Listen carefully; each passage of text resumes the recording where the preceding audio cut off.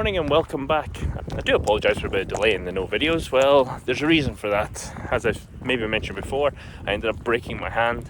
Turns out I rotated a knuckle as well, and that wasn't so good. After very strict instructors from the doctor that I'm not allowed to pick up any tools or anything above 500 grams, I had to do a bit of a hard stop when it came to anything car related. Even working on my laptop, it was a no-go. So now we are back and I can get started on my S13. My chassis harness and engine harness from Wiring Specialties finally arrived, and after 5 years waiting, I can finally see my car getting started early in 2024. By the way, Happy New Year. We got a lot planned this year, many trips to Japan, many trips across Europe, and maybe we can pop across to America. Pop across the pond, as we would say. But currently, out here walking Odin. It is bloody cold, minus 2 degrees Celsius, none of this Fahrenheit crap. Now, the cool thing about my S13 is I've had it for 10 years now, and unfortunately it's been off the road for around 5. So this is the challenge, or the winter target, is to get it up and running, drifting, and back out and looking pretty again, because it's currently quite a lot of different colors and I hate that look. Temporary, it's okay, but needs to be all one color. And I'll be doing it all from this small garage with the help from some friends as well. Now, the cool thing about my S13, and it's not the big wheels and stock metal, it is actually the engine. It's C18 from factory.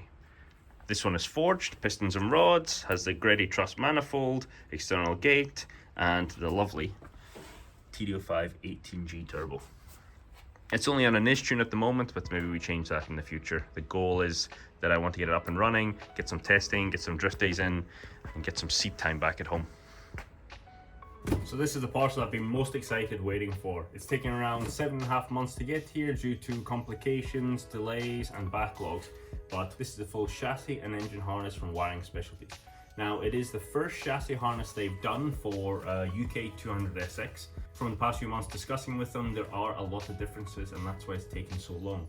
So now, hopefully, if you decide to also order for a UK 200SX, then all the bugs are sorted. Or we'll find out at least.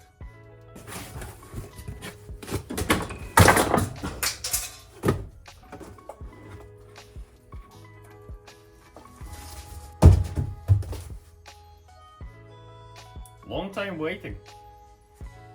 I need to figure out what everything is. Yeah, they provide you with some stickers. Looks like a KA engine. It's no CA for sure, no CA. So I think what I'm going to do is I'm going to go through it myself, place everything. Hopefully I have enough space here, and then go through it afterwards. But so far, just seeing all the fresh connectors, the fresh wiring, from what I was dealing with in that old crusty harness. I'll put a link into the first video from the S13, you can see what I was dealing with. And this is a massive upgrade. This takes away a lot of worry of potential fire hazards. Very excited, very excited. So in this bundle right here, in this bundle we have the two harnesses. We have the engine harness and the chassis harness. Everything seems to be intertwined, but I'm sure it'll separate quite nicely. If I'm honest, when it comes to wiring, I'm terrified of it. I'm not a fan of it. I think it's magic, and really do not find this enjoyable at all. That's why I spent the money, waited, and tried to get a good quality product that will best fit me in terms of getting this car up and running the quickest and safest. So the last thing I want, especially with the prices and the sentimental value of this car, is it going up in flames because of a wee bit of a dodgy wiring done by yours truly. My garage is a little bit too small to try and lay everything out. I don't really have a big table to spread it all and show everything. So I just have the chassis harness. No, sorry. I have the engine harness just sitting here, and I can, just give you a quick look. Straight off the bat, it looks great quality. Hopefully this weekend I can get to fitting it. Hopefully it's as plug and play as they say. Everything is labeled. It is all brand new. There's no crusty connectors. It really is beautiful. No more fuse box because we have the PDM. I have a switch panel because we had a few issues with the harness I had to send in. What they will do is they will figure the issues out, get a replacement, and then we will get rid of this and I'll go back to full OEM. But for now, we have a lovely new switch panel. I have the chassis harness here. I'm not going to lay it all out because it's extremely long and my bench is not so long. It has to go from the front to the back of the car. I have my battery relocation, alternator, starter, bulkhead, wiring for the power. Odin's with me as usual. He's got his wee Pikachu jacket on because it does get cold in this garage, and when we're filming we have to turn the heater off, so it's still hot. He needs to stay warm. We don't want you shivering, do we now, buddy? You look unhappy. Why are you unhappy? So next step, see the interior out, start laying the harness. It's pretty dark in my garage and I'm only one person, so I'll do the best I can in terms of filming. Hopefully it comes out not too bad. I don't know how this is going to film because, as I said, it's a bit dark in here, but I'm just going to pull everything out for ease and really attack it from there. I'd rather do it properly once and then not have to worry about it.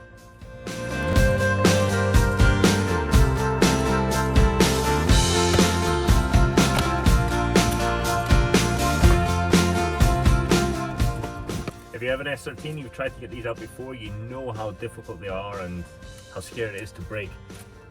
Luckily, I got them out without breaking them. I knew I'd have to remove the dash again, so I didn't put them in. Don't want to risk breaking these because they get even harder to find and expensive.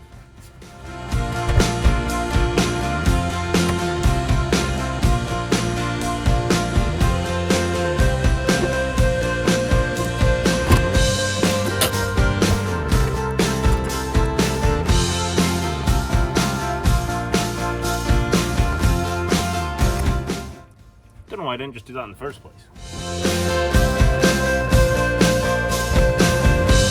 Do some organising after, because small garages get cluttered very quickly.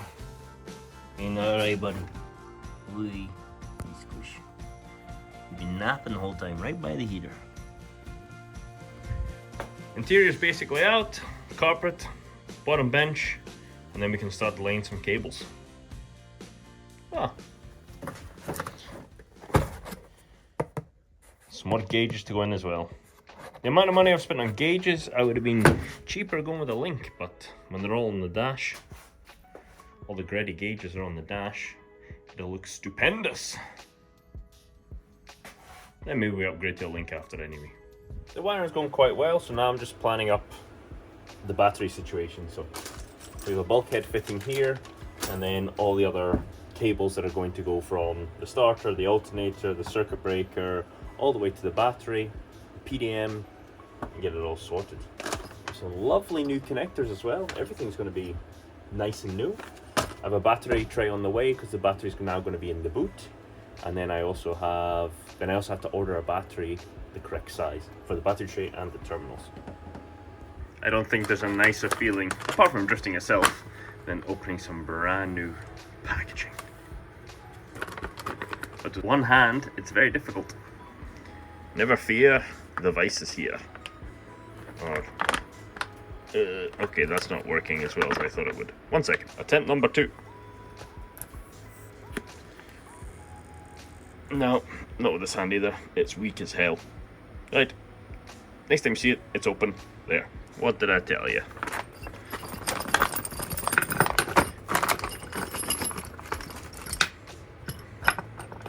Don't think there's any mixing that up now. Very nice. So as you can see, I got the dash out. I left the carpet in, but got the rear bench out. The rest of the interior. Carpet pulled to the side. I'm laying the harness at the moment. Now, if you want to see an install guide, it's better to go to their YouTube channel. I will put it down below so you can see. But it's going really well. Everything seems to be a nice length. The PDM, they say to put it in the footwell, but I'm going to try and mount it behind the dash so it's a wee bit hidden. We'll see. I'm going to play about to the placement of everything. It really does seem plug and play. So nice. So that's all the rear light harness all in the back. All fed up, all nice. Battery cable also runs up there, and battery will go in the position of where the AEM box is. Now I came to a bit of a problem, not a big problem. Everybody has the harness that goes through the arch well, the one that everybody rubs through and you damage. Now I originally blocked off the hole. I don't know if you can see. Hold on, I'll get a torch real quick. That's what I need. Yeah, perfect, it's charged. Okay, as I was saying, everybody's got the harness. Usually it goes in through there. You can see where I've welded it up. I still need to paint the backside. Now the reason I did that is because my car used to be a real low boy car. I'll put in a picture of what it used to look like and how good it looked and how street it looked. Yes, I know I had it all. It was perfect. But I decided to change because everybody gets bored with the look, and after all the rust repairs, I wanted something different. I wanted a bit of a change. It was a OEM Type X kit, lip, everything. So I gave that to my dad. That's why I have fiberglass now. We done a swap. And I wanted more grip, and I was always restricted by like a 205 or a 215 tire on that stock flat arch. That's why now I have the big pull, and as you see with the VSKFs, I have 265s on the rear. I should be able to get more grip out of this car. Not too much, because I still have stock gearbox, and yeah, they're a bit chocolatey. Sorry, that was a bit of a tangent. Yeah, so I blocked that off because I was going to run the harness through the engine bay or tuck it out the way. But now with the Wiring Specialties harness, it is extremely thin. So you can see here, it's extremely thin and can be tucked up in the original place without any issues of it being fat and dropping down and actually getting rubbed through by the wheel. And to couple the fact that I will be running this car a bit more raised due to the B-knuckle setup, because I do want this car to be good looking, but function is going to take more of a lead on this one. You'll have to excuse my garage, it is quite dark at the moment because usually I film at the front end of the car during the day so that I have extra light, but I was sitting on the sofa watching some YouTube, watching some drifting, and I got a crazy burst of motivation. So now I want to finish the chassis harness, which entails me drilling holes in my car that I had already patched up or filled. Reason being is I want to keep this whole bay tucked, as I mentioned. The Wiring Specialty harness is extremely thin, so I can get it over the arch no problem, have a really clean look. This means I have to take off the front wing. The front bumper needs to come off to get that off, and so does the side skirt. That should give me access to where the arch is, and then I can drill holes and run the cabling all the way through.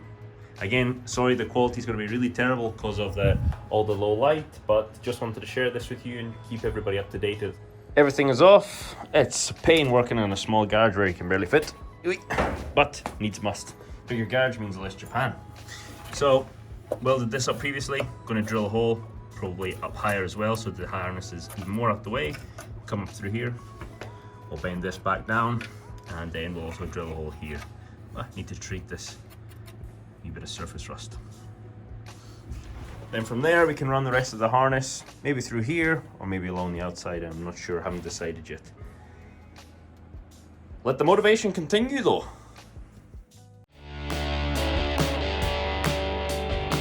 Interior harness installation is going well. Now I have the engine harness, and I just realized that I only put this on temporarily, which means I need to take it off because there's no gasket between the upper and lower part of the intake. The reason I put it on temporarily was because I wanted to run all the lines. I've done a lot of waterline deletes in the C18 to really clean it up. Now this is basically all you see. There's no heater core or anything like that on the inside. Really tidies the cold side of the engine up. And before I put the harness in, I need to remove this, put a gasket in, and get it sorted. So I'm gonna remove all the stuff, get a new gasket on, get it tightened up, and then we can go for the harness installation. So let's get this intake off, then I can start getting the harness on, and we're one step closer to getting the car started.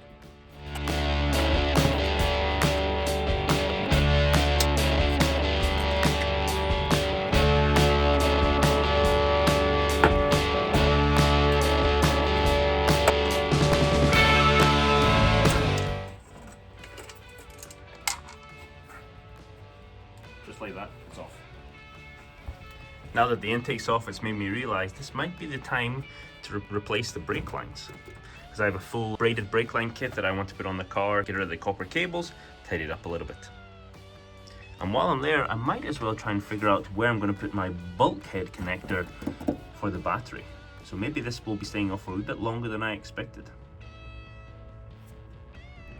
As I said, I'm taking the opportunity to do more underneath the intake before I put it back on. Currently running the cables for alternator to starter, then from the starter up to the firewall bulkhead. Now my initial thought was to drill another hole in the firewall and put it there. With the Wiring Specialties kit, you get a couple of the different lengths. So for the starter to the firewall, you get a short one and a long one. Now I just realized that the long one will reach all the way to the other side. And I can put my bulkhead connection where the AC lines or the water lines used to come out. My worry is that too close to the manifold? For me, if I put a heat shield, it should be fine. What do you think? It's been quite a few days since that last clip scene where I was talking about whether to put the bulkhead connector there. I decided to. I still need to make a heat shield, but we will get there. The moment it's just getting the main bits done, and from there we can get it started. As you can see, the intake is back on. The harness is ran for the most part. I'm going to say most part, all the wires are in. Got to connect a few, they go to the gearbox down there, but everything else, to the alternator, to the starter, it's all good. It is on solid for the final time. A lot of the wiring harness is hidden underneath the intake as well. We got all the fuel lines sorted, boost controllers in, waiting on some 5mm vacuum line so I can plumb up the wastegate, but it won't be needed to start up. And we're getting really close. And for the harness, oh, excuse the mess. As I said, it's a really tight garage, really small, so mess is inevitable, especially when I'm trying to get stuff done. I finished off the chassis harness. It comes for the original position here. Above that, I cut a hole. I had already this cut and dented out the way. Around the harness, there's no chance of it dropping down now, especially with the thickness. The cable ties all in place. Cut a lovely wee hole, put some vacuum line around so no chafing, or as little chafing as possible. Headlight harness goes through there, goes underneath the radiator support, connects to the other harness, or the other headlight, sorry. But we are definitely getting close. Now the next target is to get a battery, because now I have the battery tray mounted. I'm not sure if I filmed anything when this arrived or when I installed it, but yeah, there's my battery tray, it's in the boot.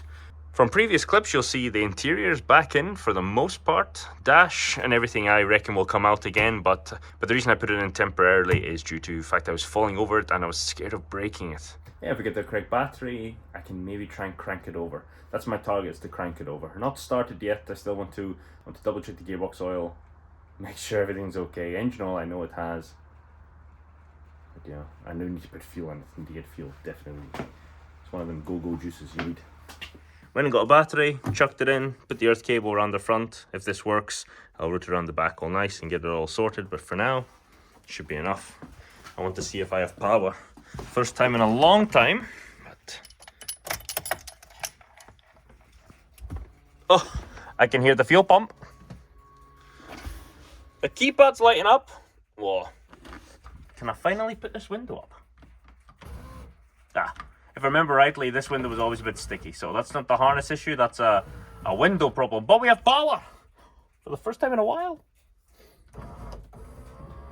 Wow, perfect. Now, what else can we try? Select power. I wonder if it cranks. Oh! Okay, I am extremely happy. That was my goal, my target for this video. And it cranks. That's enough for me.